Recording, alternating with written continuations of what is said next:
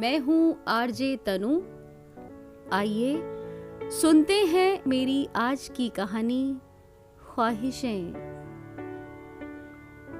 Blue line metro से द्वारिका से नोएडा तक का आधे घंटे का सफर। इस सफर में रोज साथ होते थे रौनक और सबा। एक ही सोसाइटी में रहते थे दोनों और एक ही ऑफिस में काम भी करते थे। कोलीग्स के रूप में हुई मुलाकात अब दोस्ती में बदल चुकी थी। मेट्रो का सफर करते वक्त लगभग हर 2 मिनट में एक नया स्टेशन आ जाता है। कई नए चेहरे हमारे आसपास की भीड़ में शामिल हो जाते हैं और कईयों का सफर वहीं पर पूरा हो जाता है। अलग अलग काम से जाते हैं, अलग अलग रूप रंग पहनावे के लोग। एक अच्छे दार्शनिक के लिए ऐसे सफर कभी भी उबाऊ नहीं होते। बहुत कुछ देखने, सुनने और समझने को मिलता है। लेकिन जब सबा साथ होती थी तो रौनक की नजरें कुछ भी और देखने को राजी ही कहाँ होती थीं। सबा के टाइम से 10 मिनट पहले ही वो मेट्रो स्टेशन पहुंच जाता था और सबा को आते हुए देखकर रौनक के चेहरे की रौनक बढ़ जाती थी। मेट्रो स्टेशन की भीड़ के बीच में उसे किसी नाजुक कांच के सामान की तरह बचाते हुए वो उसके साथ साथ चलता था। हर दिन उसको सिर से पैर तक चुपके चुपके यूं निहारता था जैसे आज पहली बार देख रहा हो।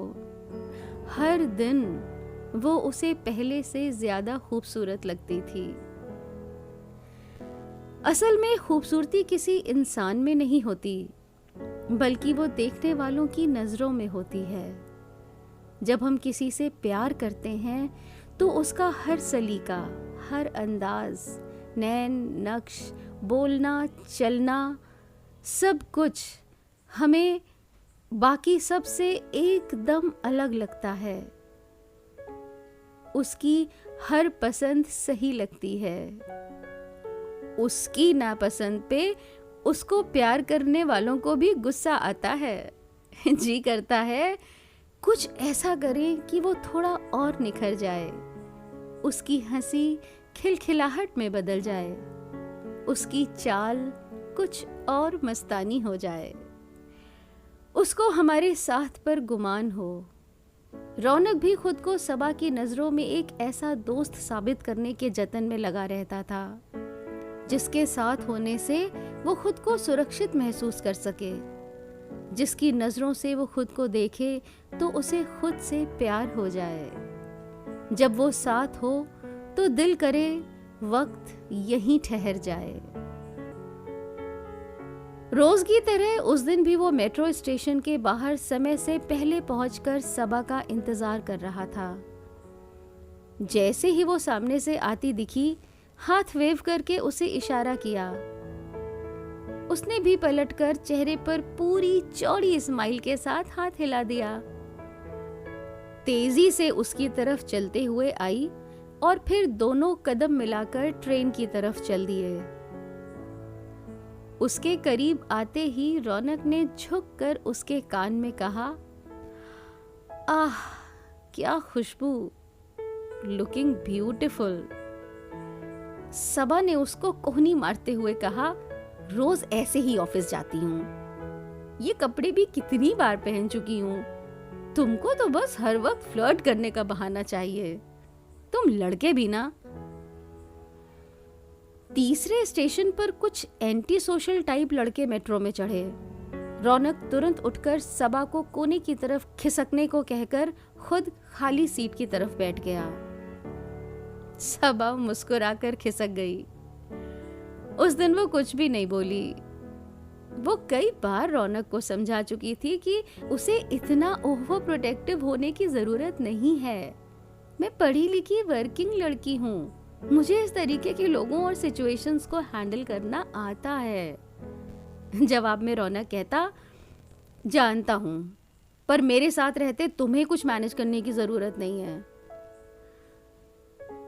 उस दिन रौनक को लगा कि अब अपने दिल की बात करने का सही वक्त आ गया है। शाम को ऑफिस से लौटते वक्त उनके कोच में काफी कम भीड़ थी।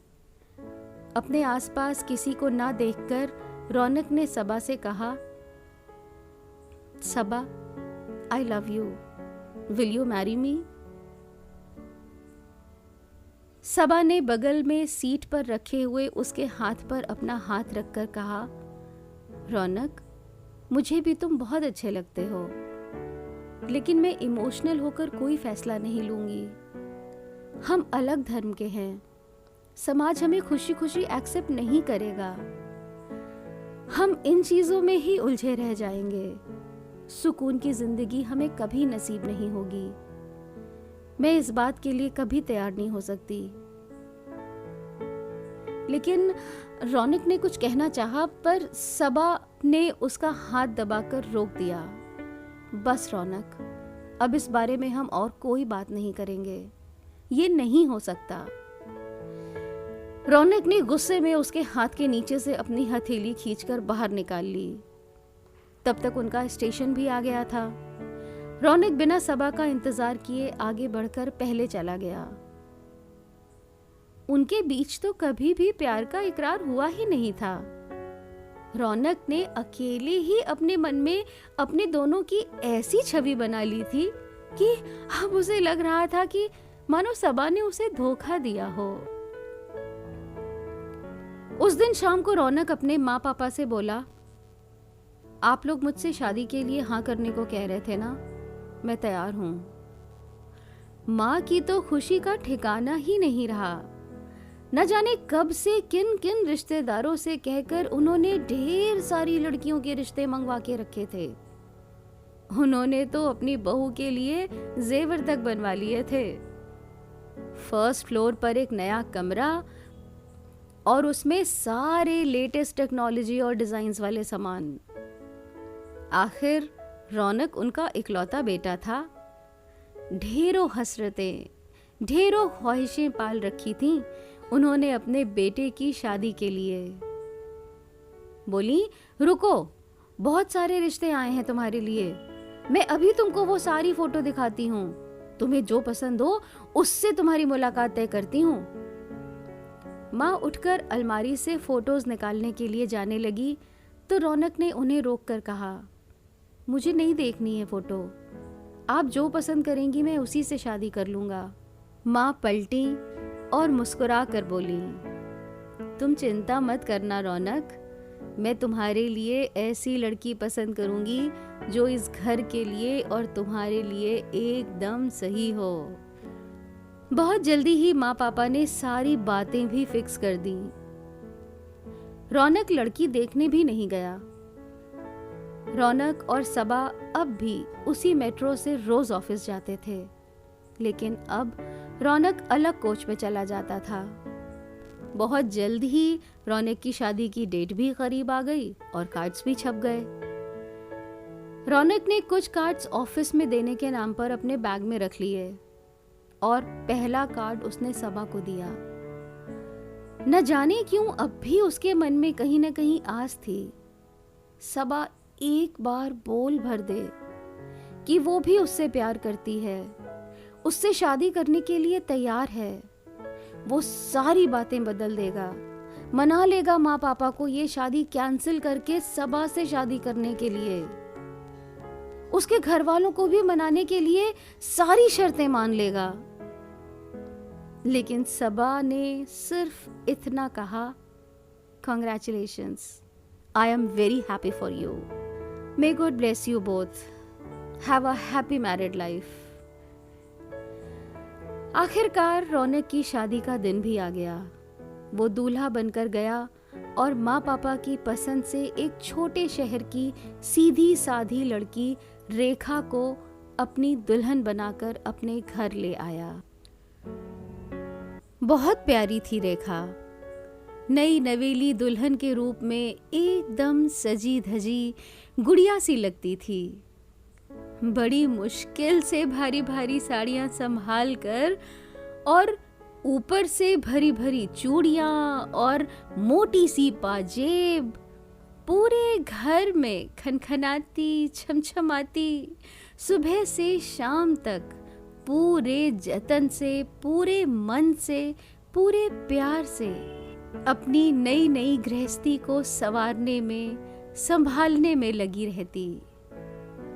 सुबह सबसे पहले उठना, माँ की पूजा से उठने से पहले उनकी बिना चीनी की चाय, पापा के उठते ही अखबार के साथ उनकी कॉफी, रौनक की पसंद का नाश्ता और उसके ऑफिस जाने के समय से पहले उसकी पसंद के खाने वाला टिफिन। उसके जाने के बाद माँ पापा के लिए उनकी उम्र और सेहत के हिसाब से हल्का खाना, समय पर उनकी दवाइयाँ। रेखा कुछ भी नहीं भूलती थी,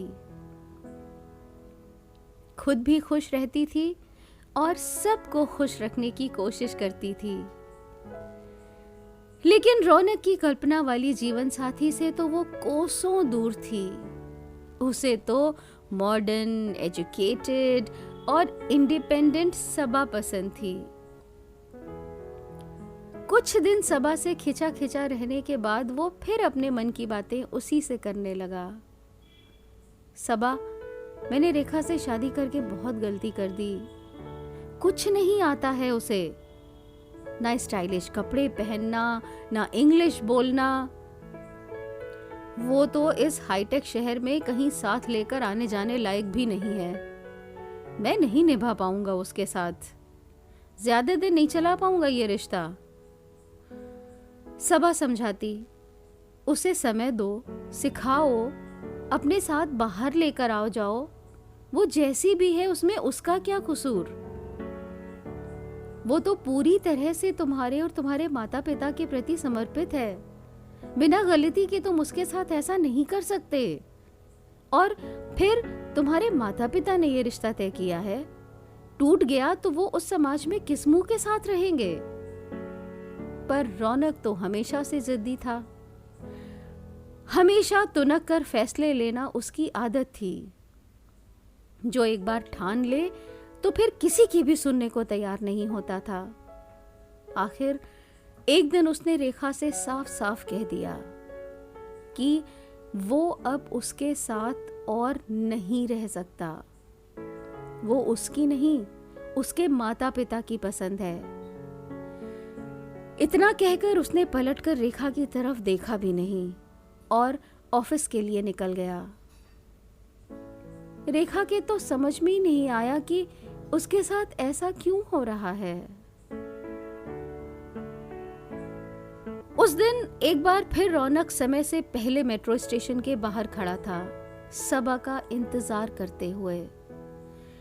उसको सामने से आता देख खुद आगे बढ़कर उसके पास गया और बोला, मैं रेखा से बोल आया हूं। उसका और मेरा साथ बस इतने ही दिन का था। मैं ये नौकरी भी छोड़ दूंगा, अपना बिजनेस करूंगा। बस मुझे थोड़े से और पैसे चाहिए, काफी मैंने जमा कर भी लिए हैं। मुझे तुम्हारे साथ रहना है सबा, प्लीज मान जाओ। अभी तक तो सबा को लगता था रौनक में नासमझी है, धीरे धीरे समझ जाएगा। लेकिन आज पानी सिर से ऊपर चला गया था। वो बोली, तुम एक मासूम लड़की के साथ इतना गलत कैसे कर सकते हो? आज के बाद मुझसे कभी भी बात करने की कोशिश भी मत करना, एक भी शब्द नहीं। इतना कहकर तेज कदमों से वो उसको वहीं छोड़कर आगे बढ़ गई। दिन भर ऑफिस के बाद शाम को जब रौनक घर पहुंचा तो वो सोच रहा था कि अब तक तो रेखा ने मम्मी पापा को सब कुछ बता दिया होगा और घर पर बवाल मचा होगा। लेकिन जब घर पहुंचा तो जैसे कुछ हुआ ही नहीं था। मौका पाकर अपने कमरे में जाकर उसने रेखा से कहा, तुम्हें क्या लगता है, सुबह मैंने जो सब बातें कही थी वो सही नहीं है? रेखा बोली, नहीं, मैं यहां से चली जाऊंगी। जबरदस्ती साथ रहने का कोई फायदा भी नहीं है। मेरे जाने के बाद आप माँ पापा को समझा लीजिएगा। और हाँ, उसने ड्रॉर से एक चेक निकालते हुए रौनक को दिया। शादी से पहले मैं सिलाई का काम करती थी। ये 2 लाख रुपए मैंने जोड़ कर रखे हैं। आपको अपना बिजनेस शुरू करने के लिए कम पड़ रहे थे ना, ये आप ले लीजिए। ये मत सोचना कि मैं अपना रिश्ता बचाने की कोशिश कर रही हूँ। मैं फिर जाकर अपना काम करने लगूंगी। फिलहाल मुझे इनकी कोई ज़रूरत नहीं है। मेरे जाने से पहले मम्मी पापा से कुछ मत कहिएगा, मेरे लिए मुश्किल हो जाएगा। रौनक बेजान सा होकर बिस्तर पर बैठ गया। कैसा हूं मैं? मुझे मेरे माता पिता की इज्जत की भी परवाह नहीं और ये उन लोगों की तकलीफ भी नहीं देख सकती। एक पूरी लंबी जिंदगी के लिए जो प्यार और समर्पण चाहिए वो तो इसमें है। हाँ, ये वो है जो दुनिया में मुझे सबसे ज्यादा प्यार करती है, जिसने मुझे ही नहीं बल्कि मेरे परिवार को भी अपना सब कुछ मान लिया है। ये जानने के बाद भी कि मैं इससे प्यार नहीं करता, इसे छोड़ना चाहता हूं, ये फिर भी मुझे सफल होते देखना चाहती है। मुझे ऐसी पत्नी के होने पर शर्मिंदा नहीं, गर्व होना चाहिए। एक सच्चे प्यार की परिभाषा ये है। उसने सामने खड़ी रेखा के दोनों हाथ पकड़ लिए और बोला, एक बार मुझे माफ कर दो, एक बार मौका दे दो। रेखा वहीं जमीन पर बैठ गई और उसने रौनक की गोद में सिर रख दिया। ऐसी ही और प्यार के एहसास में डूबी कहानियों को सुनते रहने के लिए सब्सक्राइब कीजिए मेरा YouTube channel love stories bye RJ तनु।